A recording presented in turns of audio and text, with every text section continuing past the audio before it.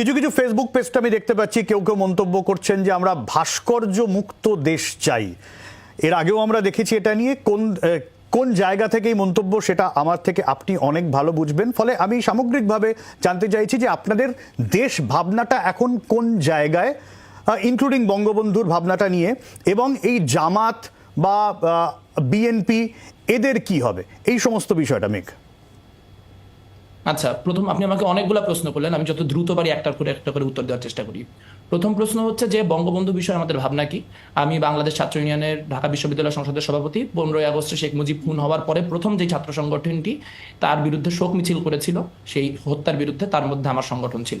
কাজেই ব্যক্তি শেখ মুজিব নিয়ে আমাদের অবশ্যই সম্মানের জায়গা রয়েছে, কিন্তু পাশাপাশি আমরা এটাও মনে করি বাংলাদেশে কাউকে দেশাত্মবাদী হতে হলে বা দেশপ্রেমিক হতে হলে তাকে শেখ মুজিব সংক্রান্ত একটা লিটমাস টেস্ট পার করে আসতে হবে। এটা বাংলাদেশের রাজনীতির জন্য ক্ষতিকর।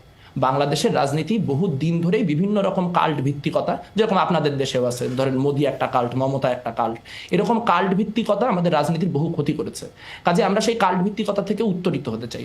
কোথাও শেখ মুজিবের ভাস্কর্য যেখানে ভাঙা হয়েছে সেটা অবশ্যই দুঃখজনক, কিন্তু গ্র্যান্ডার স্কেলে বা যা কিছু চলছে দেশে সেই হিসেবে এই জিনিসটি আসলে আমি অতখানি গুরুত্ব দিয়ে দেখতে নারাজ। এক।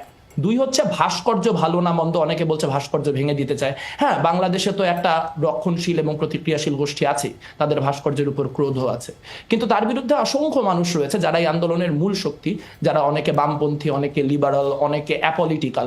সেই মানুষগুলির একটি সমন্বিত উদ্যোগ অবশ্যই থাকবে এই ভাস্কর্য বলুন বা আমাদের শিল্প বলুন এগুলোকে বাঁচানোর ক্ষেত্রে। কিন্তু পাশাপাশি আপনার এটাও মনে রাখতে হবে শেষমেশ ভাস্কর্য প্রতীক। কাজেই কোন ভাস্কর্য মানুষের কাছে কোন প্রতীক হিসেবে আইডেন্টিফাইড হচ্ছে, এইটা মানে বিশ্লেষণ ছাড়া আসলে হরে ধরে আপনি যেটা ইমপ্লাই করার চেষ্টা করছেন যে এখানে একটা যেহেতু ভাস্কর্য ভাঙা হয়েছে কাজে রক্ষণশীল এবং প্রতিক্রিয়াশীলদের বিশাল ভূমিকা রয়েছে, তারা এখন অর্গানাইজড হয়ে জায়গায় জায়গায় ভাস্কর্য ভাঙবে, এইটা একটা স্ট্রেচ, এটা একটা ন্যারেটিভ। এইটা ঘটার মতো মানে এটা আপনি যদি 7 দিন পর পর ঘটে তাহলে আপনি হয়তো বলতে পারেন, কিন্তু আসলে আমার কাছে মনে হয় এই কথাগুলি বলে আসলে যে আন্দোলন ছাত্রদের আন্দোলন, সেই আন্দোলনকে একরকম জামাত বিএনপির কোর্টে তুলে দেওয়া হচ্ছে। সাথে সাথে এটাও মনে রাখতে হবে জামাত বিএনপি এই কথাটি আওয়ামী লীগ একসাথে হাইফেন দিয়ে ব্যবহার করে। 2001 থেকে 5 পর্যন্ত তাদের একটা জোট ছিল, কিন্তু তার মানে এই না যে তারা এক রাজনৈতিক সংগঠন। কাজেই বিএনপি একটা মেইন স্ট্রিম পলিটিক্যাল অর্গানাইজেশন, সেই বিএনপির বিষয়ে কথা বলার সময় আমরা বিএনপি জামাত জুড়ে দিয়ে যেন পরিস্থিতিটাকে অতি সরলীকরণ করার চেষ্টা না। হ্যাঁ, আমি জানতে চাইছিলাম যে এই যে নতুন অন্তর্বর্তী সরকার, এতে কি ওই জাতীয় পার্টি বা বিএনপি বা জামাতের রাজনৈতিক দল থাকবে, নাকি আপনারা অ্যাপলিটিক্যাল একদম একটা অন্তর্বর্তী সরকার গঠন করতে চাইছেন? দেখুন, আসলে এটা তো আসলে কারোর একক চাওয়া পাওয়ার উপর নির্ভরশীল না। আমরা যেটা চাইছি মূলত সেটা হচ্ছে যে যেই পুরনো লোকগুলো দিয়ে পুরনো এক্সপেরিমেন্ট করে আজকে আমরা এই অবস্থায় এসে পড়লাম, যেখানে আমাদের একটা স্বৈরতন্ত্রকে এরকম বুকের তাজা রক্ত দিয়ে উৎখাত করতে হলো, তার উপর ভিত্তি করে আমরা আবার পুরনো ব্যবস্থাতেই ফিরে যেতে চাই না। আমরা বাংলাদেশের জন্য একটা নতুন রাজনৈতিক বন্দোবস্ত চাই, যেই রাজনৈতিক বন্দোবস্ত অন্তর্ভুক্তিমূলক, যেখানে এই অন্তর্বর্তীকালীন সরকারে যেই থাকুন না কেন তার শিক্ষক প্রতিনিধিদের সাথে, শিক্ষার্থী প্রতিনিধিদের সাথে, শ্রমিক প্রতিনিধিদের সাথে কথা বলে আলোচনা করে তাদেরকে স্পেস দিয়ে নতুন যে রাষ্ট্র কাঠামো তৈরি হবে, আশা করি নতুন যে সংবিধান তৈরি হবে, আশা করি নতুন যে ব্যবস্থা তৈরি হবে, নতুন সংবিধান অবশ্যই অবশ্যই। আপনারা যদি এক দফার মূল কথাটি দেখেন তাহলে শিক্ষক নেটওয়ার্কের পক্ষ থেকে প্রথম এই আলোচনাটি তুলেছিলেন আনু মোহাম্মদ, জাহাঙ্গীরনগর বিশ্ববিদ্যালয়ের শিক্ষক, এবং তাকে আপনারা জামাত বলে চালায় দেওয়ার চেষ্টা করতে পারেন, কিন্তু আসলে তিনি মূলত একজন বামপন্থী। তো বাংলাদেশের অসংখ্য সমস্যার মধ্যে একটা বড় সমস্যা হচ্ছে বাংলাদেশের সংবিধান অনেক সমস্যার সৃষ্টি করছে। সেই তো সংবিধানেরও একটা রিফরমেশন লাগবে। নতুন সংবিধান শুনে এরকম আতঙ্কিত হওয়ার কিছু নাই।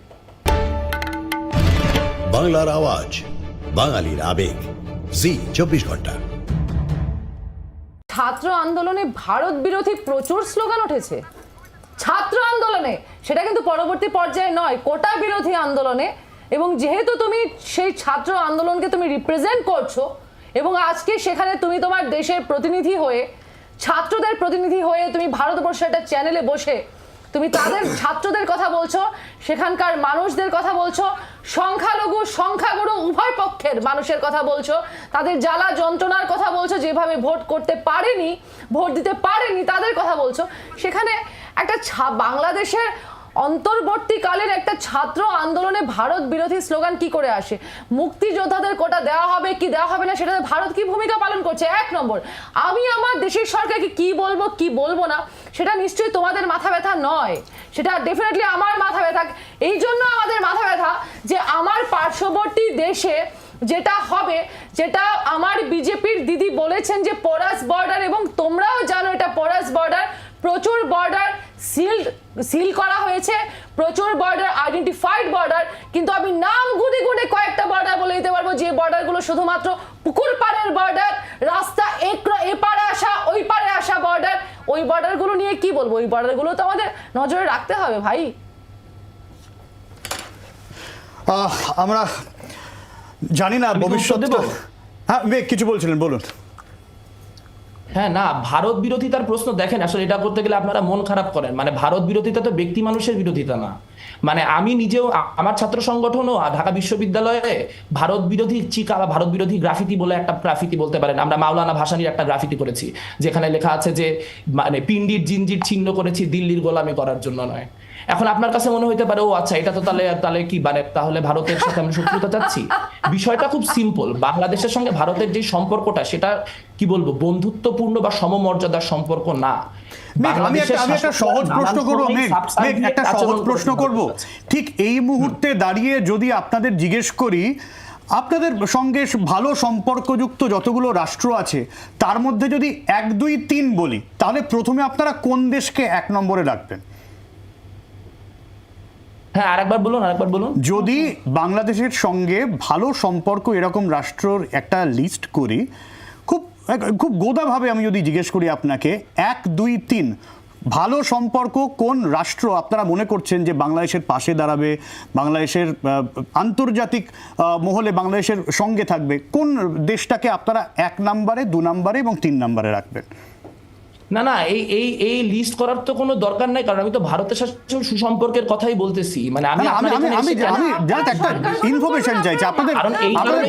আমার মনে হচ্ছে যে আমি অনেকগুলা জিনিস অনুভব করছি বা আমি অনেকগুলা জিনিস জানি যেগুলো আপনাদের জানাতে হয়। মানে এই কোয়েশ্চেনটার মানে কি যে 3টা দেশের নাম বলেন, 3টা দেশ যাদের সাথে আমরা সব দেশের সাথে সুসম্পর্ক চাই, আমরা কোনো দেশের সাথে খারাপ সম্পর্ক চাই না।